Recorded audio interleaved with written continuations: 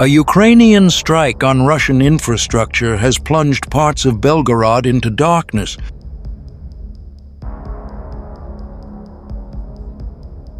Local officials say the attack was carried out using HIMARS multiple launch rocket systems, targeting a thermal power plant, an electric station, and a substation on the outskirts of the city.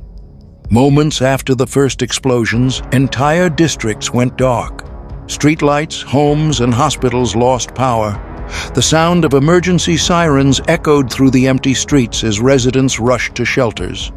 Governor Vyacheslav Gladkov confirmed severe damage to the energy grid and urged people to remain indoors. Witnesses described flashes in the sky and a deep rumble shaking the ground. Videos shared online showed flames rising from the direction of the power plant, followed by secondary explosions. For hours, Belgorod, just 40 kilometers from the Ukrainian border, was left without electricity or running water.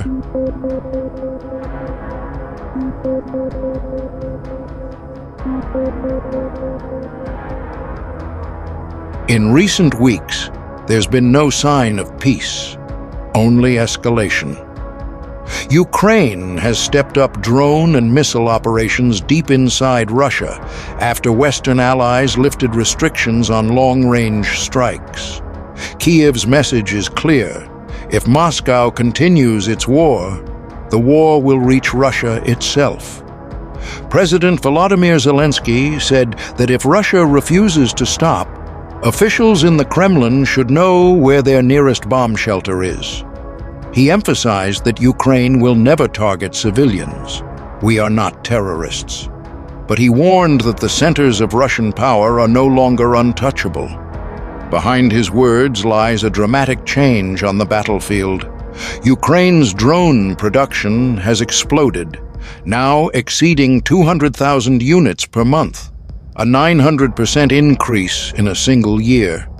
Small FPV kamikaze drones, interceptor UAVs, and long-range strike models are reshaping modern warfare. With Russian air defenses stretched thin, Ukrainian drones now strike deep beyond the front lines, reaching refineries, depots, and military airfields hundreds of kilometers inside Russia. One of the latest targets was the Afipsky oil refinery in the Krasnodar region. A massive blaze lit up the night as debris from downed drones hit one of the refinery's processing units. That single facility refines more than 6 million tons of oil each year, vital for fueling Russia's tanks, aircraft, and logistics. Kiev's strategy is clear. Weaken Moscow's economic backbone by hitting oil and gas infrastructure, the source of its war funding. Every strike limits diesel and aviation kerosene supplies for Russian troops, tightening the pressure on the front lines. Meanwhile, in occupied Crimea, Ukrainian forces are intensifying attacks on military airfields and naval bases. Recent drone and missile strikes hit the Kacha airfield and the port of Novorossiysk, where Russia relocated much of its Black Sea fleet.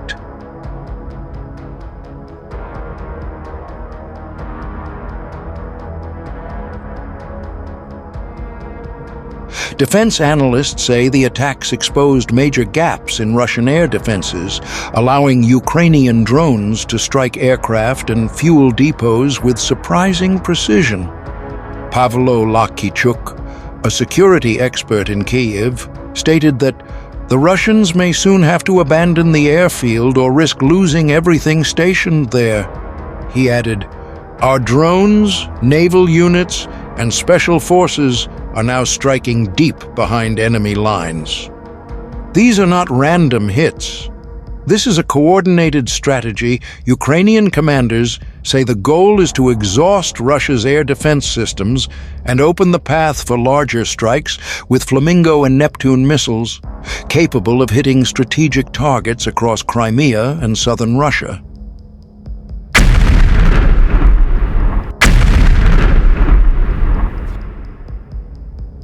These operations, he said, are a direct response to Russia's so-called summer offensive.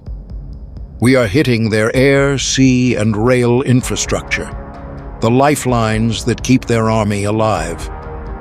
Explosions have become routine across the peninsula.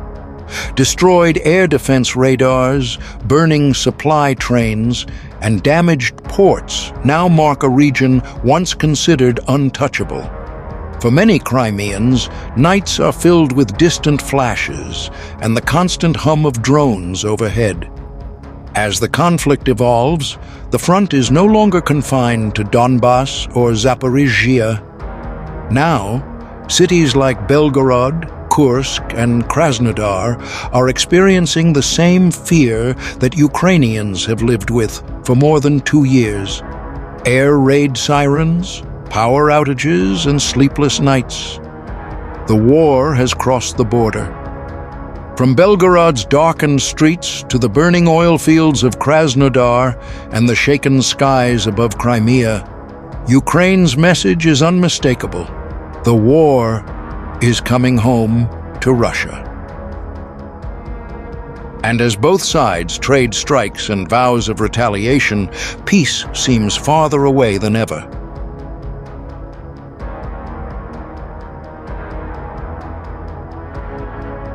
Military analysts say the war is entering a new technological phase, one defined not by manpower but by algorithms, sensors, and precision drones. Ukraine's rapid innovation in AI-assisted targeting and autonomous flight systems is changing the balance of power. Each drone, each strike, now carries data, collected, processed, and shared in real time across the battlefield. Experts believe this networked warfare will soon decide the outcome of major offensives.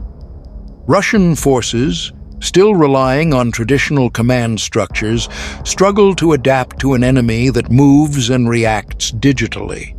As production scales up, Ukraine's advantage lies not only in numbers, but in intelligence, the ability to see, decide, and strike faster than its opponent. In the end, this is no longer just a war of territory. It's a race of technology, a contest between old doctrines and a new era of unmanned warfare.